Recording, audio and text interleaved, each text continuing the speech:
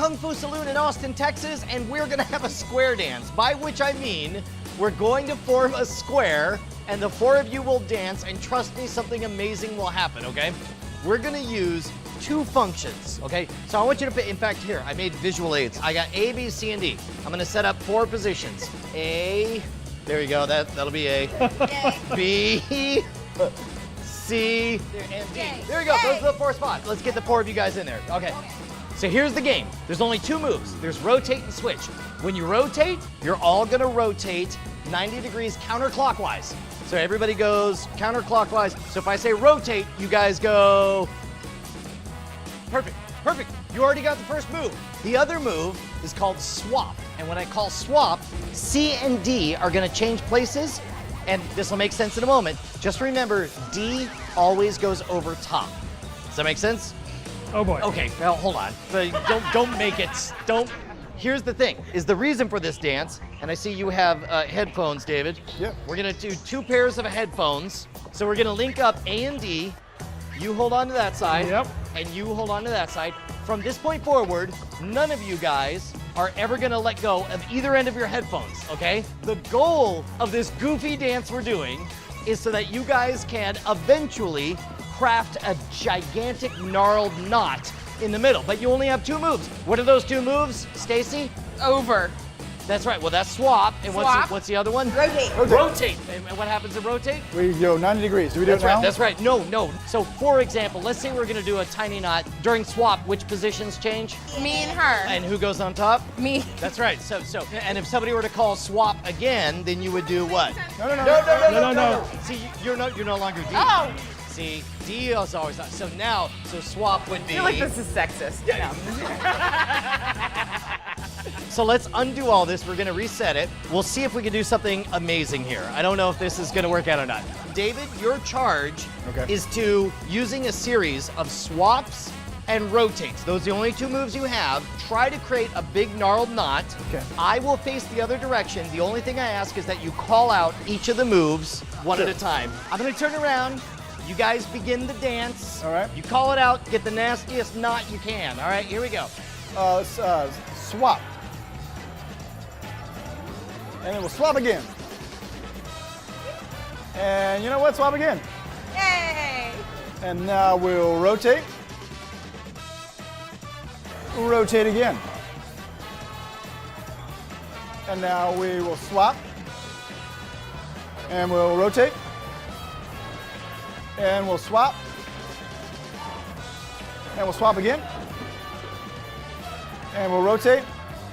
And we'll rotate. And we'll swap. That's pretty good. I think we're good. Pretty pretty. You got it? Yeah. Okay, I'm gonna take a look at this gnarly mess. Fair enough. So here's the game. I don't wanna turn away because you can't hear me. Hopefully you believe me if I say I'm not gonna look. I can do this with my eyes closed trust you, Brett. and all that stuff. Okay, all right. I'm gonna give you swaps and rotates, and just by what brief memory I have of looking at it, I'm gonna try to untangle it. You ready? Okay. Rotate. Rotate. Swap. Rotate. Swap. Rotate. Boom. Swap. Swap. Rotate. Swap. Swap. Oh. Oh. Oh my God, Brett, you almost got it. Swap one more. Rotate. I think I got it. Swap. Swap. And then rotate. And then swap. Bada bing. Yeah, we're almost there. Okay, well then clearly you swap one more time. Ah! All right, you guys want to learn this trick? Yes. You got to toast. That was hard. Gray Matters blog, and it turns out that what I just did is a practical application of a mathematic idea called Conway's rational tangles. And it's by John Conway, and he figured out that there's a rational way, if you only have those two iterations, rotate and swap, no matter how complicated the Gordian knot looks, you're able to undo it by essentially keeping a running count. This is similar to card counting, basically. There's only one number that you keep in your mind at any one time, and there are two functions, okay? So you start at 0. Now, when you started at 0, let's say A and D and B and C connected. So you notice that if I were to start off with rotate, nothing would happen, right? You guys would just sidestep and you'd be here. And if I said rotate again, nothing would change, right? So my secret number would be 0. Heads up on this, you want to make sure that the very first move is always a swap. A swap equals +1 to whatever your running count is.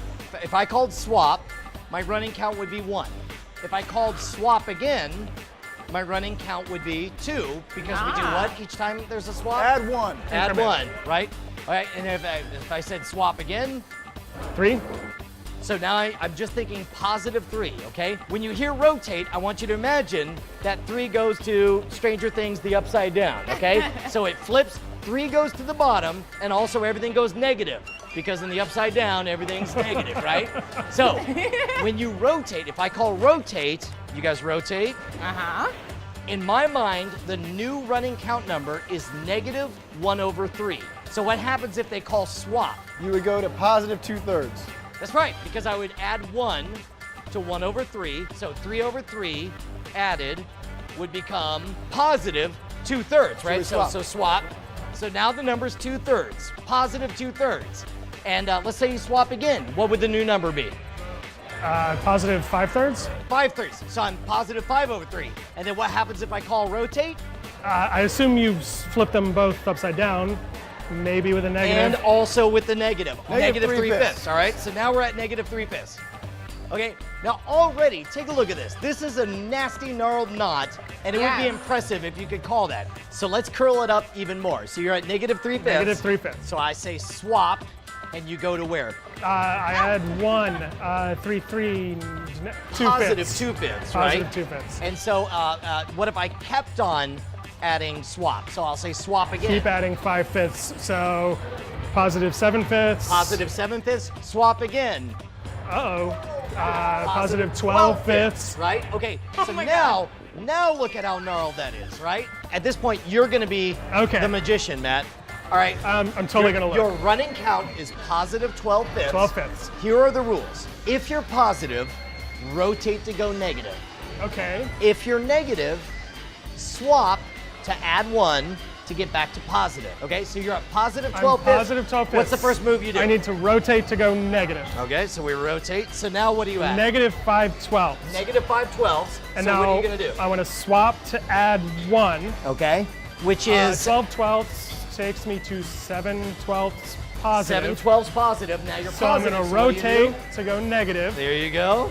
-12/7. So now you're 12/7. And I'm going to swap to add 7/7. -5/7. Right, which So I'm going to means- swap again, There you go. adding 7/7. So +2/7. 2/7, right? Rotate to go negative. So now you're at what? -7/2. Right. So swap to add 1. To add 2/2. By the way, very quickly you figure out that you don't think in terms of to add 1. correct. To add 2/2. 2/2, Right. -5/2 There after you go. the So swap. you guys do. So now you're at -5/2. So swap again, -3/2. That's right. Swap again, yes, yes, yes. -1/2. Yes. Swap again, 1/2.